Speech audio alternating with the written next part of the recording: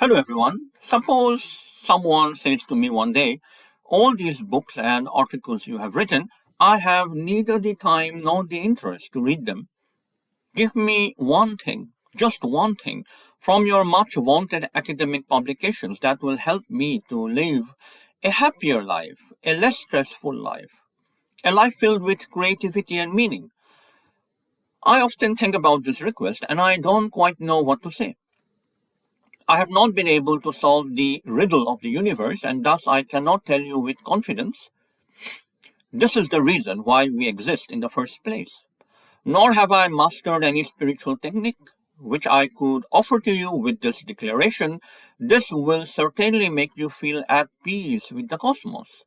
If anything, the older I grow, the more I feel infected with self doubt about my ability to answer any question intensively and comprehensively. So here is a faltering response to that request. I spend a lot of time critically analyzing arguments. I use the two words, critically and argument, in a highly specific sense.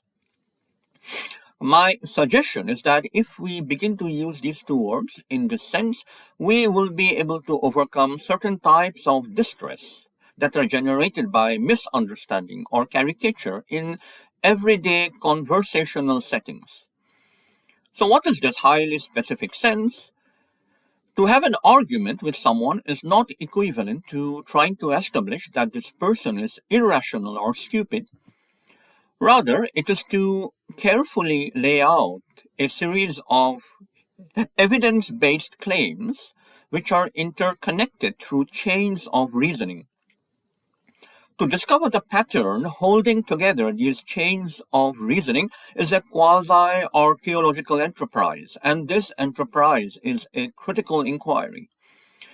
That is, to be critical is not to criticize someone as irrational or stupid, but to excavate the presuppositions holding together their ways of thinking. A simple form of interconnection which is valid is this: if P is true, then Q is true. P is true, therefore Q is true. We use this form almost all the time, mostly in fact without being consciously aware that we are doing so. Here is one iteration.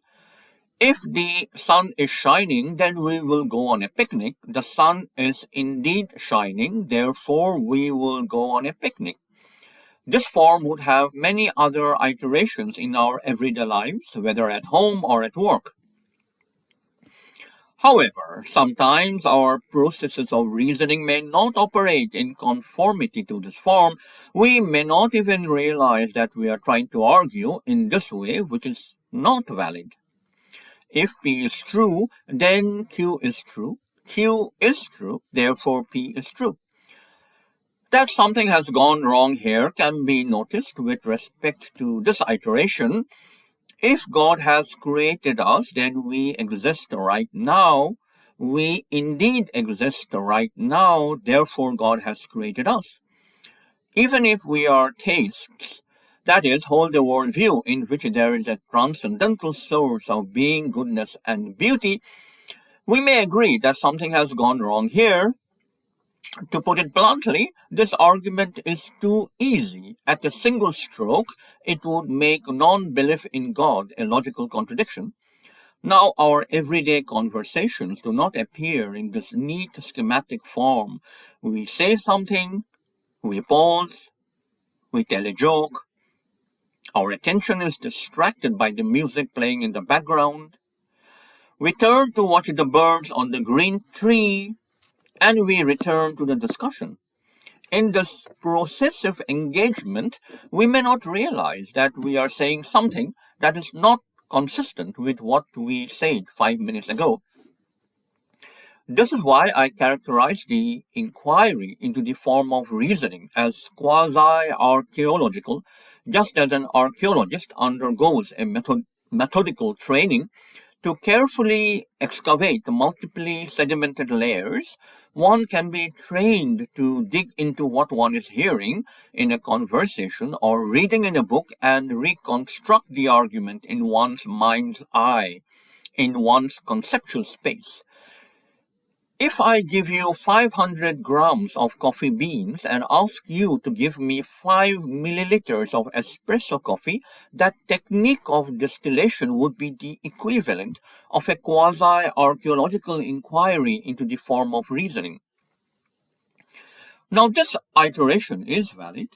If we exist right now, then God has created us.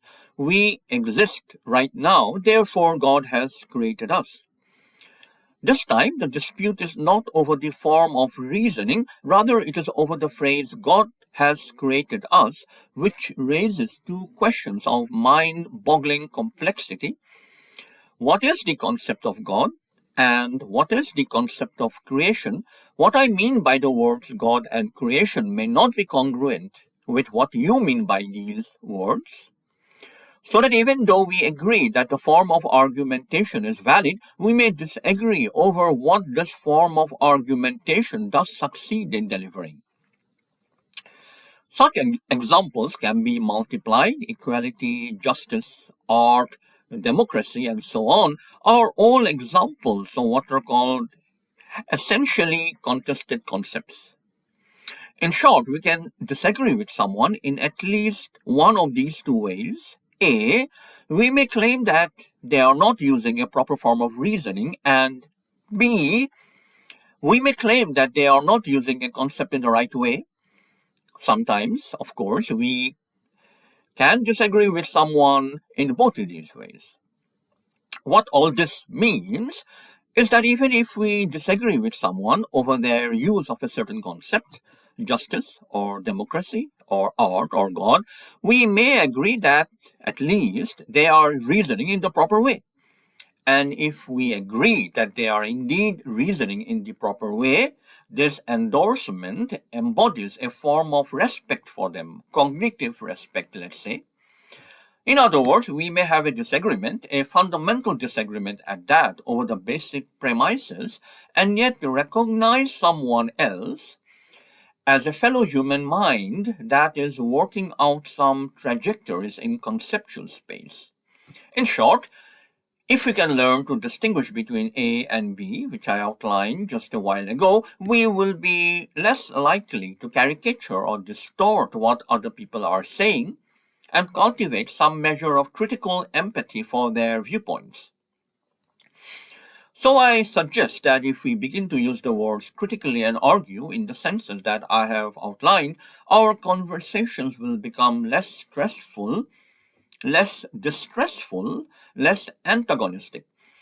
In the grand scheme of things, this may not amount to much, and yet in the smaller scheme of things, that is the scheme that matters to us in some everyday contexts, that may be quite a lot.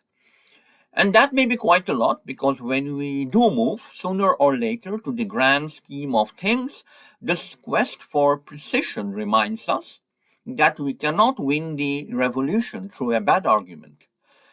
But regarding the revolution and how to win it, let's return to that topic on another occasion.